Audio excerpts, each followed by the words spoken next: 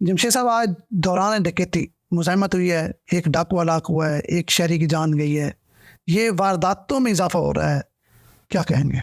मेरा ख्याल है कि इजाफा अब इस वारदात को अगर हम देखें ना, इसमें ख़ास बात पता है क्या है कि ये डाकू सिंध से आया है और इसका नाम जो माना गया है उसका नाम अब्बास शकरानी है और इसकी उम्र भी 35 साल है। इसका ताल्लुक कराची सिंध से है और उसका साथी फ़रार होने में कामयाब हो गया है। और देखिए उनकी जो डाकुओं ने अब जो रुख कर लिया रहीमिया खान, भावलपुर और मुल्तान तक भी और इस तरह की वारदातों में डायरेक्टली सिंध से आने वाले डाकू इस्तेमाल हो रहे हैं या वो ये वारदातें कर रहे हैं। तो इसमें यानी आप समझ रहे हैं कि मोटरवे का वो फ़ायदा उठा रहे हैं, मोटरवे बढ़ गई है ना जी, रीच आ गई हो गई है। और मेरा ख्याल है कि ये मेरा ख्याल मुल्तान पुलिस के लिए एक चैलेंज है कि वो इस तरह की चीज़ों पे नज़र रखे जो अब इग्नोर हो रही है। इसमें एक शहरी भी ज़ख्मी हुआ है। तो और मोबाइल फ़ोन शॉप पे डकैती हुई और उसमें मुज़ाहमत हुई, जिसने मुज़ाहमत की मलिक नहीं, वो भी 35 साल के हैं और वो जान से गए और एक शहरी ज़ख्मी हुआ है, डाकू फरार हो गया। तो पुलिस के लिए मेरा ख्याल चैलेंज है कि वो नज़र रखेगा। अच्छा, ज़क्रिया यूनिवर्सिटी में भी आज फायरिंग हुई है, मुतद्दिद जो तालिब इल्म हैं वो ज़ख्मी हुए हैं और मुतद्दिद तालिब इल्मों के ख़िलाफ़ मुकदमा भी दर्ज कर लिया गया है। यूनिवर्सिटी के हालात पर क्या कहेंगे? बहुत ज़क्रिया यूनिवर्सिटी, देखिए 30 से ज़्यादा यूनिवर्सिटीज़ पंजाब में ऐसी हैं जिनके वाइस चांसलर मुस्तकिल नहीं हैं, जिनके वाइस चांसलर्स की तकर्री का केस पंजाब हुकूमत के पास निगरान हुकूमत के दौर से ही चला आ रहा है, लेकिन उनकी सिलेक्शन नहीं हुई। जब एक वाइस चांसलर जो भी बैठे होंगे वो अगर मुश्किल वाइस चांसलर नहीं होंगे, पूरी टर्म के वाइस चांसलर नहीं होंगे, तो उनकी ग्रिप कमज़ोर होगी।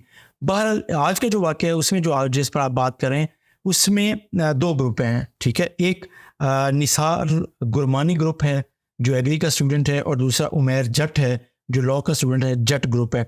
इनके दरमियान पहले को लड़ाई हुई थी, फिर जो सुलह हो रही थी, फिर आज सुलह होते हुए एक ग्रुप ने जब आपस में कुर्सियाँ मारी थी इस दौरान में और फिर हवाई फायरिंग हुई तो पुलिस गार्ड जो यूनिवर्सिटी थे वो पहुँचे, उन्होंने दोनों ग्रुपों को पकड़ा, लेकिन दोनों ग्रुप लड़ते रहे। उसमें 3 लोग से ज़्यादा ज़ख्मी हुए, दोनों ज़ख्मी हैं, वो भी ज़ख्मी हैं, निसार गुरमानी भी और जो उमैर जट है वो। हवाई फायरिंग भी हुई, ठीक है, हवाई फायरिंग भी हुई है और ज़ख्मी भी हुए हैं। और मसला ये हुआ है कि अभी 7 लोग पुलिस ने मुलज़मान को गिरफ्तार कर लिया, जो भी इसमें मुलव्वस थे, ज़्यादातर गिरफ्तार हो गए हैं, कुछ भागने में कामयाब भी हो गए हैं। बहरहाल दूसरा जो वाक़या हुआ है ये हुआ 2-3 दिन कबल है, लेकिन उसकी इन्वेस्टिगेशन की है तो आज खबर हम इसलिए दे रहे हैं।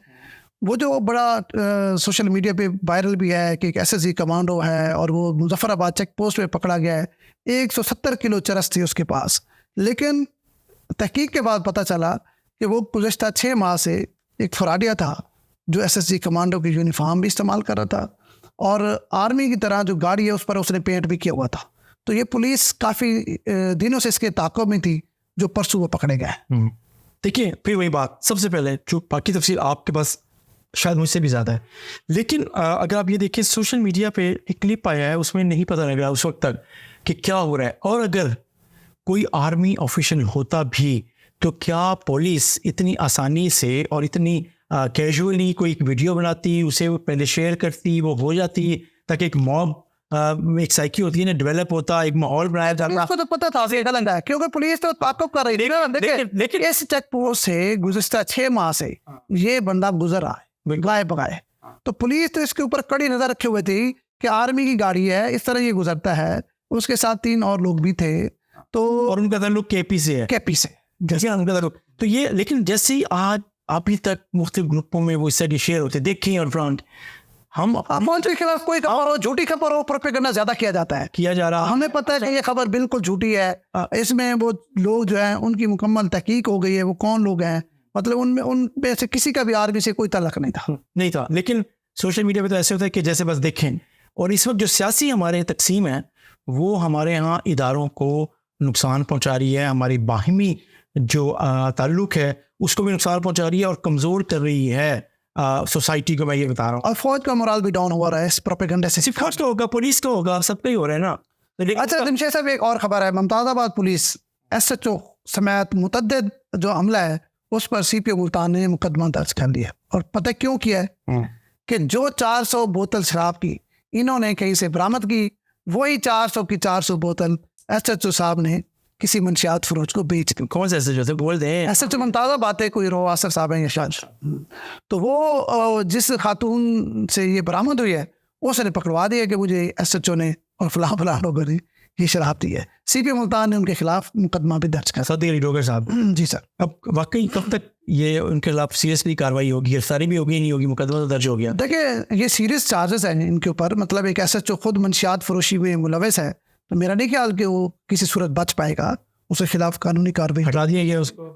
बिल्कुल FIR हो, हाँ FIR हो गई तो फिर हट गया ना। FIR के बाद तो SHO वजह एहतसाब कहीं ना कहीं कुछ ना कुछ थोड़ा बहुत हो रहा है पुलिस में, अगर ये नजर आए, पॉइंट आउट हो गया, चीज़ें हो गई, तो फिर इसका मतलब ये है। लेकिन ये है ना, बहुत सारा ऐसा भी है ना जो हिडन है, मतलब बहुत सारे ऐसे भी पुलिस मुलाजमीन या अफसरान मुलविस होते हैं जो पकड़े नहीं जाते। ये शायद नया था क्योंकि पहली बार मेरे ख्याल में SHO लगा है, तो इसको शायद उस तरह अंदाजा ही नहीं था कि किस तरह। चले हम एक और आखिरी अहम बात, क्योंकि हम शहरनामा बात कर रहे हैं ना, और शहर के जो आज के इशूज़ हैं उसके ऊपर बात किया, तो मेरा ख्याल है कि एक अहम पोलिटिकल इशू पर बात कर रहे हैं।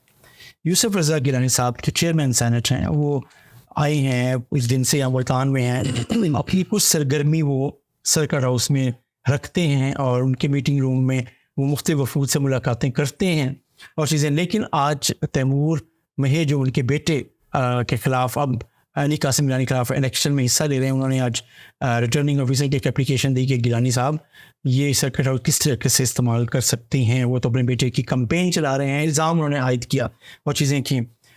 इसलिए तो ज़ाहिर रिटर्निंग ऑफिसर ने इनको जवाब देना है, चीज़ें की हैं। लेकिन बहरहाल इसमें कोई शक भी नहीं है कि गिलानी साहब सर्किट हाउस में होते हैं, गिलानी साहब मीटिंग्स कर रहे हैं, मुख्तलिफ वफूद से मिल रहे हैं, वो चैम्बर में भी गए हैं, वो मुख्तलिफ यूनिवर्सिटी में भी जा रहे हैं। लेकिन यस, दिन का कुछ वक्त वो सर्किट हाउस में भी होते हैं, इसमें कोई शक तो नहीं है। लेकिन ये कहना है कि जी वो बतौर चेयरमैन सेनेट इसमें पार्टिसिपेट नहीं कर सकते और इसमें वो नहीं हो सकते, तो सियासतदान तो वो हैं, उनके एक अपने नहीं सियासतदान तो हैं, हाँ सियासतदान तो हैं, लेकिन ये तैमूर महक का इल्ज़ाम या जो इन्होंने पॉइंट आउट किया है, इसको आप इल्ज़ाम नहीं कह सकते, ये दुरुस्त बात है। यूसुफ रज़ा गिलानी साहब जो चेयरमैन सेनेट है, हमारे लिए बहुत काबिल एहतराम है। वो ये एक्टिविटी अगर अपने घर में बैठ के कर ले तो फिर शायद वो भी तो नहीं कर रहे। ये उसकी बात बिल्कुल जायज़ है कि सर्किट हाउस को भरपूर इस्तेमाल किया जा रहा है। गिलानी साहब हल्के में खुद नहीं जा रहे, हर यूनियन कौंसिल वाइज, हर कौंसलर तक बहुत से जो मुबारकबाद देने ना, ऐसे नहीं है ना, मुबारकबाद देने के लिए तो फिर आपके पास शुजाबाद के लोग भी आए, क्योंकि वहाँ से भी नहीं आते। बिल्कुल आप चेक कर लें, इन पिछले दिनों में सिर्फ 148 के लोग ही आ रहे हैं और उनको एंटरटेन किया जा रहा है। आप मेहरबानी करें, जो बात जायज़ है, जो सच है, सच को सच कहें। वो गिलानी साहब उसका गलत इस्तेमाल कर रहे हैं। इसका मतलब गिलानी साहब देख लें, अगर ये शिकायत है तो लेकिन ये फैसला दोबारा रिटर्निंग ऑफिसर के पास है, उसे करना है। बहरहाल उनकी इन मुलाकात यहाँ स्टेट को तैमूर महक की जो शिकायत है, जो उन्होंने रिटर्निंग ऑफिसर को दर्ज कराई है, इसमें कोई अभाम नहीं है। इबाम नहीं है, कुछ इबाम है, लेकिन आपके इबाम नहीं है तो और बात है।